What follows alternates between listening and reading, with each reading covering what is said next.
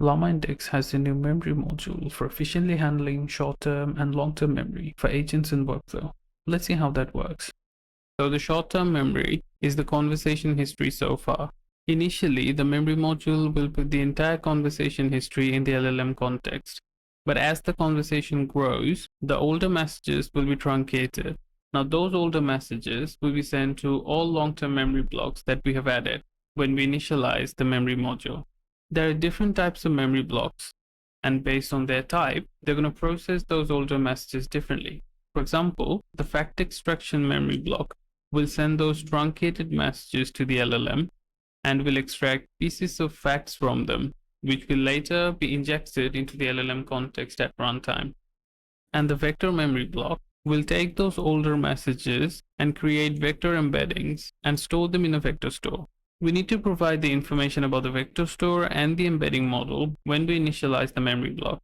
And during query time, the messages stored in the long-term memory blocks are retrieved in the descending order of their priority. Long-term memory blocks also has a token limit, and if it exceeds that limit, we need to truncate information from the long-term memory. In that case, the memory module iterates over all the blocks in their ascending order of priority and calls their corresponding truncate method. The block with priority 0 will be skipped as they are never truncated. After retrieving information from the memory blocks and checking that they don't exceed the token limit, those information from the long-term memory block are injected into the context of the LLM. Now let's look at some code.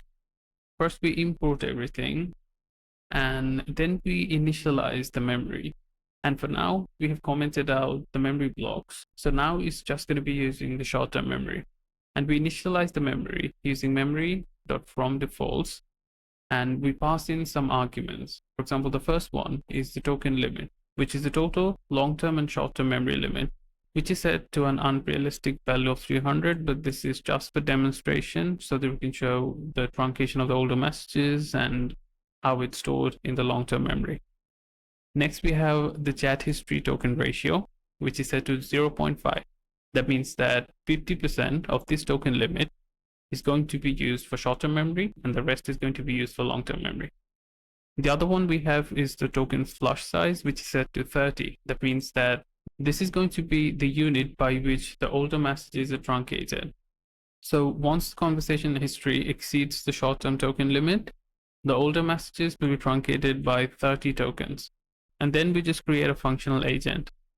After that, we just ask the agent some questions. We provide the agent with the name of the user. And if we run memory.get, we can see that now the memory only consists of short-term messages. So it's basically just the conversation history so far. Next, we ask the agent to write a paragraph so it exceeds the short-term token limit. And if we get the memory now, we can see that the older messages that included the name of the user has now been truncated. So if you ask the agent the name of the user, it will not know. Now we update the memory module by adding the extraction memory block. So this is called the fact extraction memory block. It takes an LLM. So this is the LLM that it's going to be using to extract the facts from the truncated older messages. And the priority is set to 1. Now we add that memory block to the list of memory blocks in our memory module. We run it again, and now we ask the same questions to the agent. And after generating the paragraph, if we run memory.get again, we can see that first message from the conversation history is actually coming from the fact extraction memory block, and the fact that it extracted is the name of the user. And now if we ask the same question again, it will have the information. In addition to the built-in memory blocks, we can also create our own custom memory blocks by subclassing the base memory block class. The generic used here is to define the type of information that this memory block will output. Now we need to override a few methods, for example the aGet method to get the information stored in this memory block, and the aput method that processes the old truncated short-term messages and saves information from them. We can also override the aTruncate method to define how to truncate information from this memory block if the token limit is exceeded. By default, the memory module will use an in-memory SQLite database for storing all the information, but we can use our own database as well by passing in the database URI. I'm gonna leave the link to this documentation in the description. I hope you enjoyed the tutorial. Thanks for watching.